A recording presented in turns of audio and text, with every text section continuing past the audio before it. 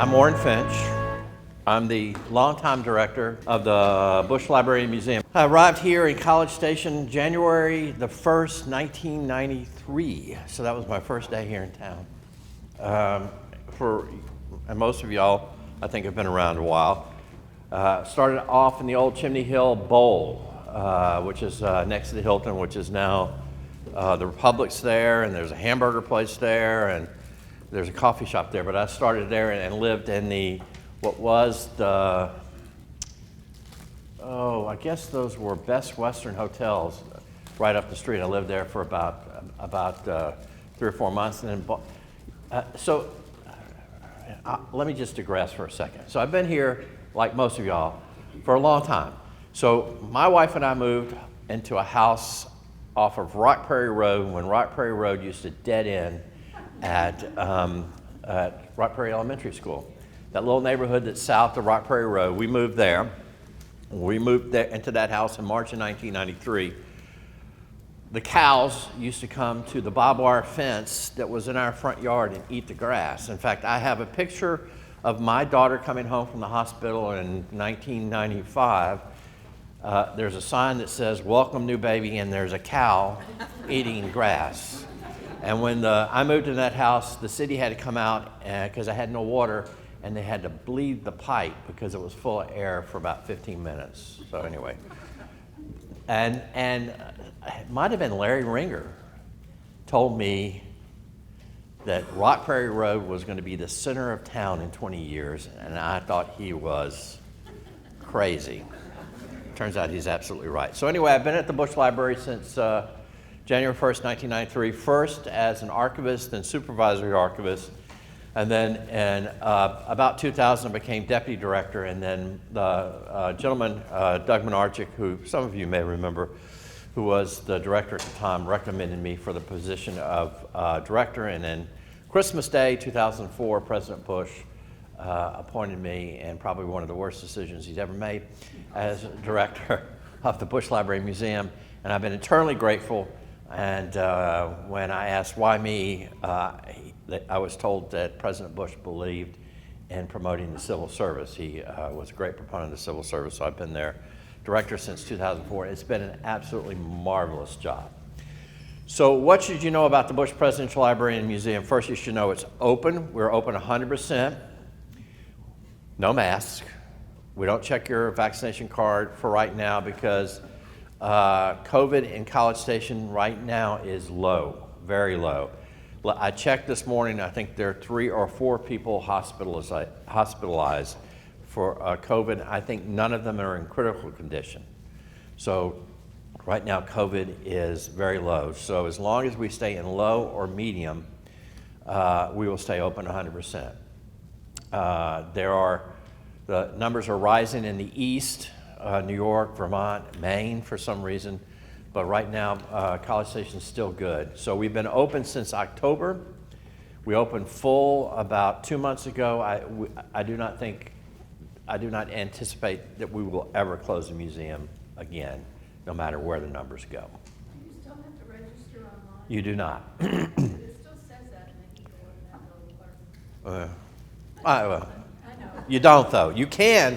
I would say. Her question for those people who may not have. So she asked if you still have to register online through the app or to buy tickets, and you do not. We have these nice young men and women who go to Texas A&M University who work at our front desk, and they will help you through the app, or they'll just sell you a ticket. So we used that app when we had controls on how many people. So now it's not necessary, but it is nice to use it so you already have your tickets on your phone and you don't have to go to the desk. If there's any one thing that came out of this, not many, but the fact that we were able to set up an online ticketing system really did help. So we're open 100%, no limits, so please come see us.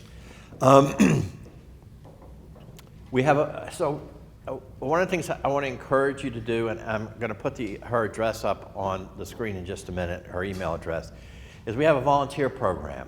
So we have people from the community that spend 3 hours a week being docents or volunteers. I see a couple docents here, and what our docents do is they greet people as they come into the building, basically tell them where the restroom is and how to buy a ticket, and ask any questions they have. And we need volunteers and docents right now.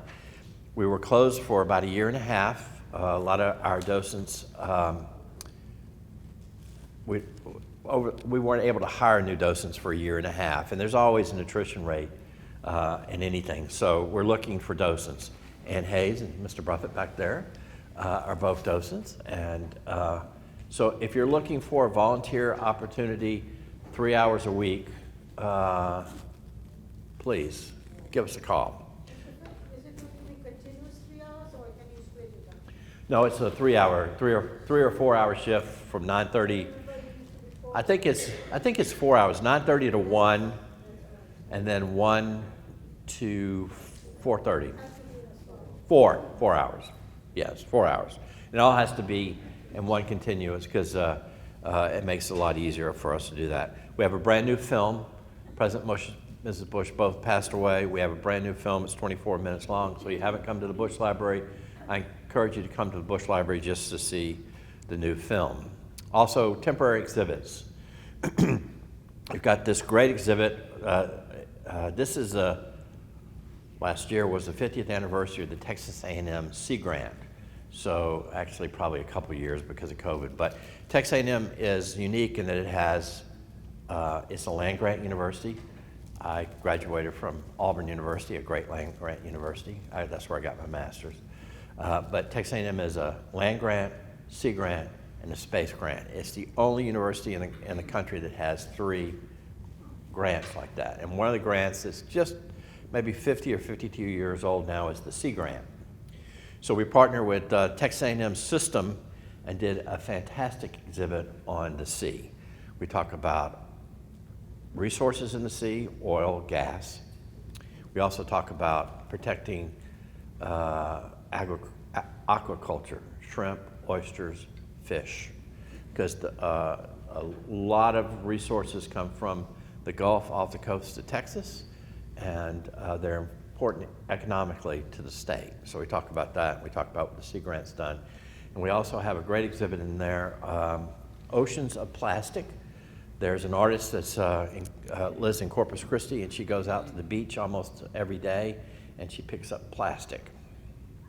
And then she puts it in artwork. And there's these little bottles that kids drink juice out of. They're about this big, and they're made out of plastic. And she has 2 cases of them. And most of them have triangular bites in them, and those triangular bites are where turtles have eaten those plastic bottles, and turtles ingest that plastic, it's in their stomach, and birds also ingest that plastic, and fish. So it gets into the ecosystem. So that's a great exhibit, so come out and see that. Our next exhibit, this exhibit runs through June, and then we're going to, actually it runs right through the 4th of July. And then we're going to open up an exhibit for a year on Nelson Mandela. So we have an exhibit coming to the Bush Library from South Africa about Nelson Mandela, and we'll include President Bush in that exhibit. He had a lot to do with supporting Nelson Mandela and ending apartheid in South Africa. So that opens probably 1st of August and runs for about 9 months. We do plan on doing something for the 4th of July this year. We're not quite sure what. But we do think we'll have a program from about 11 o'clock in the morning to maybe 4 or 5 o'clock in the afternoon, which will allow everyone to go out to the Relics campus and see the fireworks. So games for the kids. The museum will be open for free on the 4th of July as it has been in the past. There'll be some musical entertainment probably, but there won't be the evening concert with the symphony as we've had in the past, because the big fireworks show will be out at Relics, but we will be open on the 4th of July. We'll have something. So I talked about the museum. So I'm an archivist. Actually, I run a museum now, but in the old days, I used to be an archivist. So let me just briefly tell you what's in the records. So we've got 42 million pages, about 14,000 boxes of Bush's presidential and vice presidential records. Everything from his presidency and his 8 years of his vice presidency, and we also have all of Quayle's vice presidential records. And then we have personal records going back to his childhood. As an example, he was a prolific letter writer. He is not great talking about his emotions in person, but he is great at doing it in letters. And during World War II, when he was on the San Jacinto, he wrote 3 archive boxes full of letters back home to his mom and dad, including the one he wrote back to his mom and dad the day after he was shot down. Those are great letters. They're all open. He kept a diary when he was U.S. liaison to China. He kept a diary when he was in China. He talked about his experience as one of the first Americans in China as it reopened to the West. It's very telling. He talks about how his predecessor told him you should stay in the embassy or stay in the liaison and not go out. You should make the Chinese and the other countries come to you because you're the United States of America. The embassy was still in Taiwan.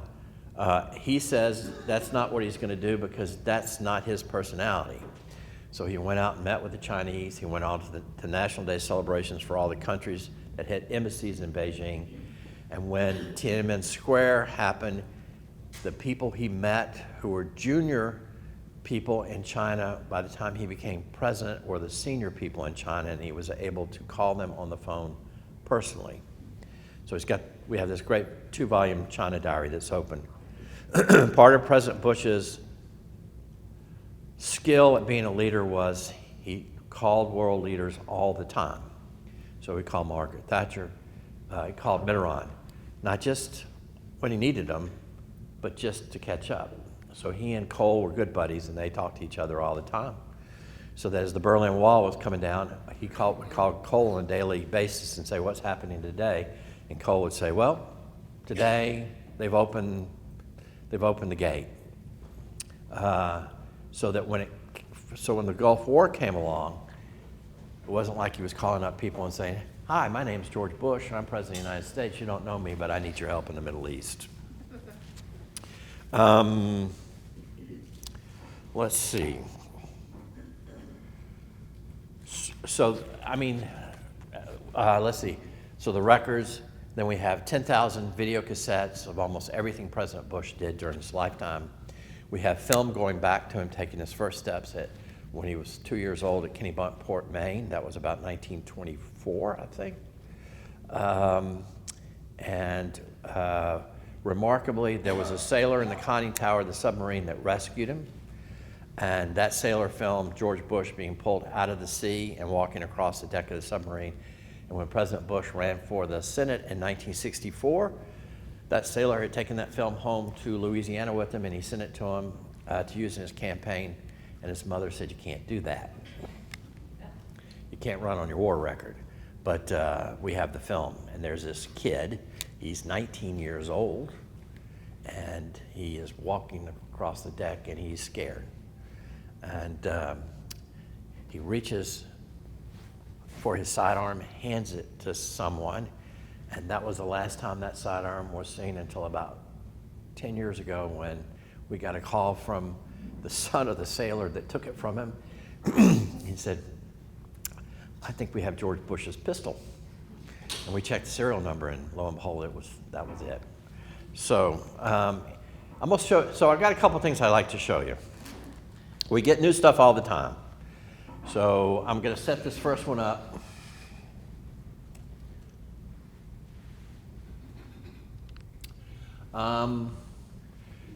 About 3 years ago, right before COVID, we get a call from a family. And let's see, where is it? The daughter of the person who is in the film says to us, "My mother lied her entire life. You could never trust anything she said. She lied all the time. And she told us that she and Dad had honeymooned with the Bushes." Well, we never believed her. So when she died, we went through her film.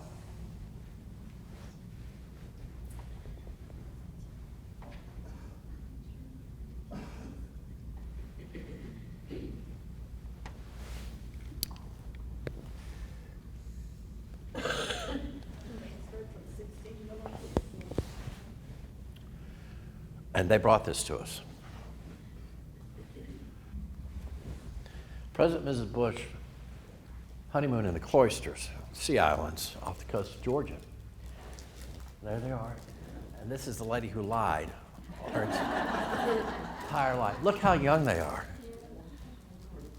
And this is her husband who did not serve in the war because he has a bad leg, and you'll see him limping in the film.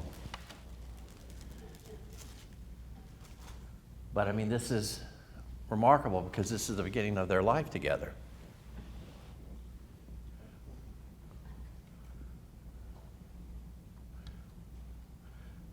They're playing bocce ball. George was skinny his entire life from the time he was a kid all the way till he died, always skinny.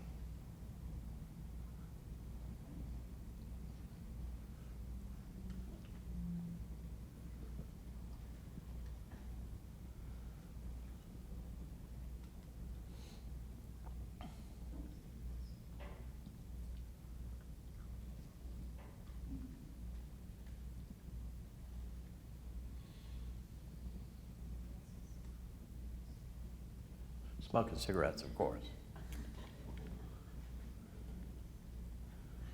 George Bush never smoked, but Barbara did.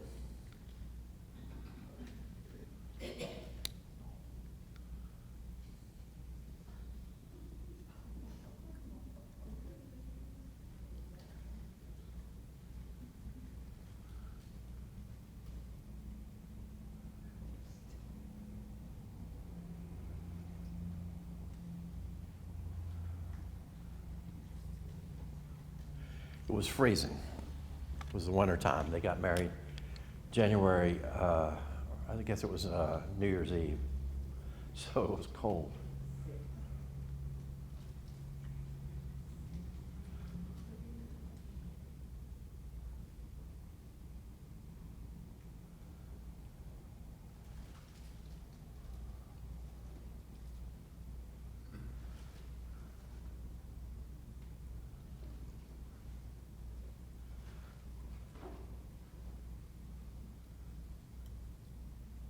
She don't want to be on camera, you can tell.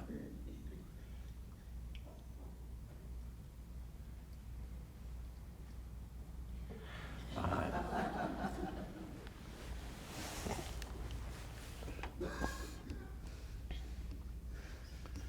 Okay, so if you've been to our building lately, you've seen a big bag out in front of our building. Inside that big bag is a train. So I've got some photos here. Y'all all remember that day. This is inside the baggage car that Union Pacific modified for the body of President and Ms. Bush. I was down in Houston for the funeral, and I came back up in a bus with a bunch of other people at the funeral so we could get back to College Station before the train arrived, and we paralleled the track most of the way, and through all these small towns all along the line, there were people waiting for the train to come by, and they had signs that said, "We love you, President Bush. Texas loves you, President Bush." It was just everywhere, all along from Spring, Texas, all the way to College Station, and then once the train got here, it was, you can tell, it was a rainy, muggy day. And the Aggie van was there, and everybody was in a pretty somber mood. And if you were there, you know that the Aggie vans struck up the Aggie war hymn, and the whole crowd cheered because it was like a break in the tension of the day. Maybe not appropriate for a funeral, but for that day, indeed it was.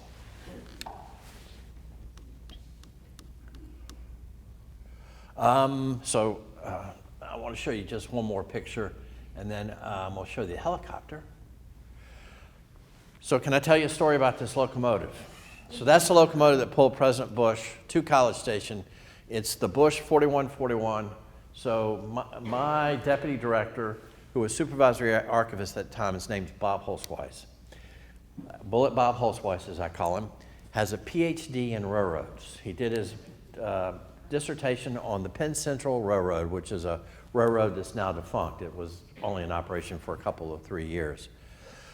He wanted to do an exhibit on American railroads. So about 12 or 13 years ago, we did an exhibit called Tracks for the Iron Horse, all about trains and how trains influenced America. Time zones. Time zones are an invention of the railroad.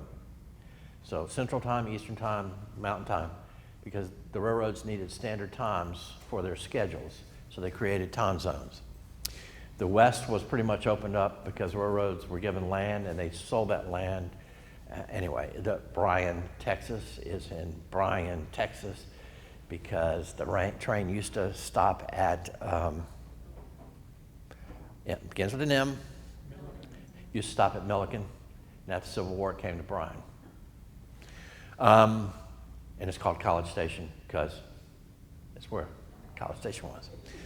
So about 12, 13 years ago, y'all know the history better than I, Bob Holzweiss and I and the director of the foundation went to Union Pacific and said, we're going to do an exhibit on American railroads. This was in Omaha, Nebraska, and we want your support. We want you to underwrite it, and we want a caboose. And Dick Davidson, who was the president and CEO of Union Pacific at the time, said, you know, we never knew cabooses were going to be historic. So we got rid of them. We gave them all away. And he said, we don't have any cabooses. But he said, I have an idea. They had these brand new General Electric diesel electric locomotives. They're super efficient. They have something that, for you engineers, they have something called dynamic braking, which means that when you put on the brakes, that power goes back into the engine and is saved. That's more than you wanted to know, isn't it? Anyway, he said, how about we give you one of our brand new General Electric engines and we'll paint it in the colors of Air Force One and we'll put 4141 on it and we'll put Bush 41 Presidential Library and Museum and we'll let you use it for the entirety of the exhibit. And then when the exhibit is over, we'll run it on the tracks back and forth all over America. So when the exhibit ended, people across the country, people in Chicago, Seattle, New York, sent us pictures of this locomotive on the UP system. Now, President Bush loves trains. He loved trains, loved them. And he had this grand idea that when he died, that he would come to College Station from Houston aboard a train because, as he told his chief of staff, Jean Becker, and she writes it in her new book, everyone could sit on the train having a beverage and a sandwich, and they could all relax. And she said to him, well, President Bush, you won't be eating a sandwich because you're going to be dead. And he said, everybody else can, and I will be on the train. So this is why this train was brought up, because it was his idea. Let's see. About the caboose. And we did get a caboose. We did get a caboose. They found one, and it's now in Palestine at the Railroad Museum in Palestine. So they were nice enough. They did find a caboose, and they painted it in Union Pacific yellow, and they gave it to us for the exhibit. And then at the end of the exhibit, we sent it to Palestine. It's at the Railroad Museum. When is the train going to be open? 6/12/24. So 6 times 2 is 12, times 2 is 24, and that's the president's 100th birthday. So I want to show you one more picture, and then I'm going to show you, hopefully. So we're not just getting we got the train's sitting there. In October, the HMX-1s, which are the helicopters that flew the presidents from Andrews Air Force Base to the White House lawn back and forth, and they would load these things on cargo planes, and when the president went overseas, this is what he would fly on short hops.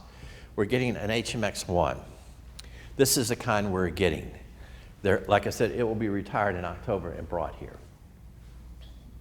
So not just a train, but a helicopter. We have a couple cars in the building. we have a plane in the building, so we got a little bit of everything. And we've asked for, Air Force One will be retired in 2025. We've asked for Air Force One. One will go to Wright-Patterson Air Force Base where all the other Air Force Ones are. Reagan Library has a 707 in their building. We've asked for the Air Force One. The Boeing is still building the 2 Air Force Ones, the future Air Force Ones. So this is what the building. So the one thing people have complained about since we opened the building is you can't get anything to eat. I know you've all said it. So the new foundation director, Max Angerholzer, which I encourage you to bring him here to speak. He's a very dynamic guy. The foundation is going to build a building for the helicopter and for the locomotive and include a restaurant in the building. This is what it will look like. It will be directly in front of the building. In fact, where the locomotive is now is where it will go in the building. The building will be built around the locomotive, and it will all be open when? 6/12/24. The plan is to start building this thing, breaking ground in June of this year. So, exciting times. So any questions? Stump the archivist? Any questions from anybody? Anything I haven't maybe talked about that you'd like me to talk about?